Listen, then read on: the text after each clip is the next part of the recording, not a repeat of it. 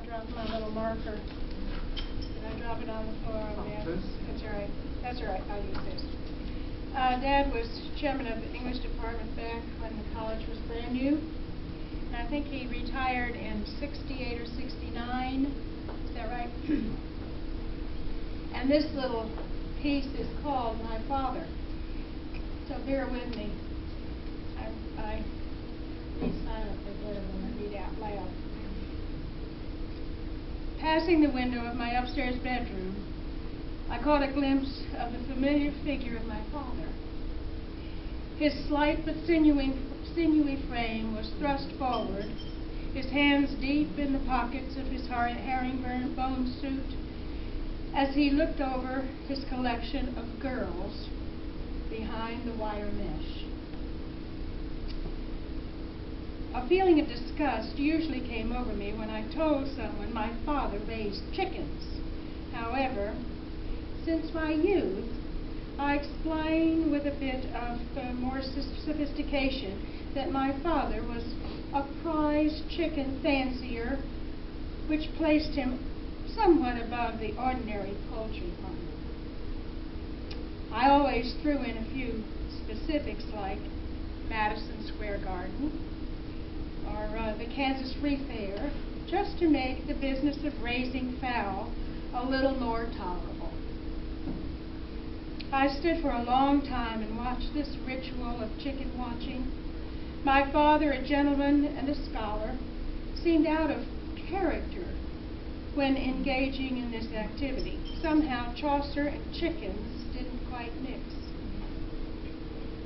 But when we moved to the suburbs, Dad built a hen house and bought 2 plump Rhode Island red hens and a cock. Although we were surrounded by 1.5 acres of land, I'm quite sure that the neighbors were a bit miffed to find that what they hoped would be a respectable college professor surrounding himself with a flock of chickens.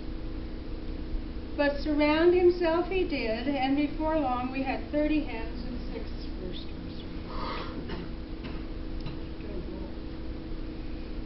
I won't elaborate on the care and feeding of chickens.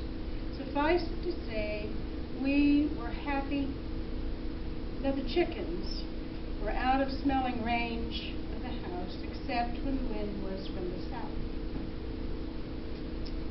At least once a day, my father would stroll to the pen, squat, and watch.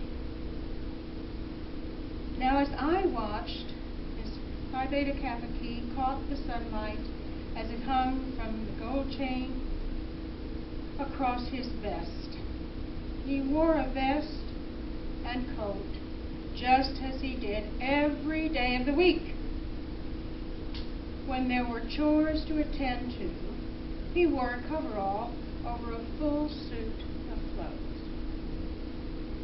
I expected he thought he might be called upon suddenly to entertain a visiting colleague and could simply just slip out from the coop to the living room, emerging respectable with only the shedding of the coveralls. Now his shoes, however, were a different matter. At this moment, he was engaged in his favorite pastime. From his intently surveying posture, he now relaxed into what was a real, true squat. The posture assumed most frequently by Orientals. Hunkering, as we called it, is done by placing the feet flat on the ground and lowering oneself to a folded position in perfect balance, with arms folded across the knees and the chin resting on the wrists. In this manner, my father would sit for an hour or more, watching his girls scratch and scurry around in the firmly packed, grain-scattered ground. It has taken me years to realize that this, for my father, was a type of feel good.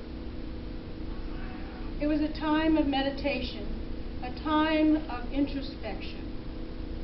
How many problems he must have solved under the guise of watching his girls. And the chickens, they afforded him the chance to record all kinds of data on egg production, provided a link with his childhood, and gave him the fun of a small business venture. But mostly, they represented the realities of life. They drew him from his ivory tower to the reality of nature.